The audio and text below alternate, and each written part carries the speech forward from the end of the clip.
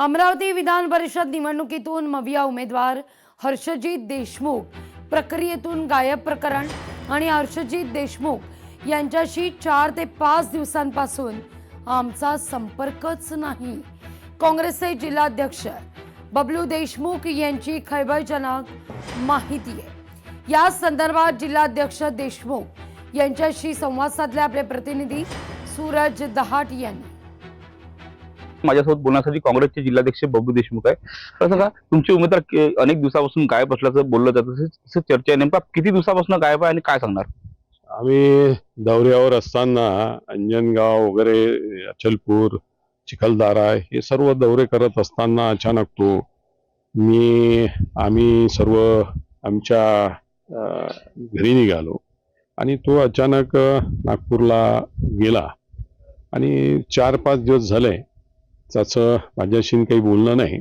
पण सर्व नेत्या लोकांशी, आमची यशोमतीताई असो, डॉक्टर असो, सुनील देशमुख, वीरेंद्र भाऊ असो, यांच्याशी नाही काही फोनवर त्यांचं बोलणं नाही। खासदार बळवंतराव वानखडे असो, पण अजूनपर्यंत त्यांनी आमच्या पीएशी संपर्क केला। मी येतो, माझी तब्येत नाही बरोबर या हिशोबानं, पण अजूनपर्यंत काही नाही। पण काल परवा असं समजलं का बाई कुठल्या तरी खाजगी दवाखान्यात भरती आहे।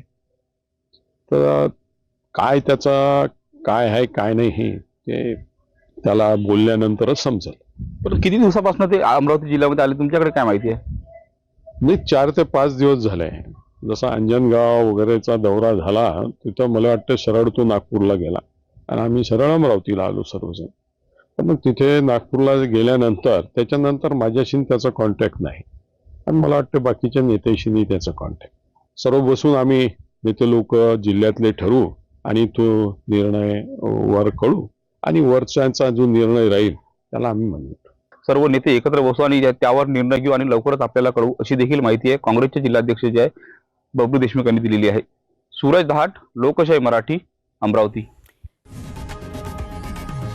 लोकशाही मराठी ऐका, पहा, जागरूक रहा।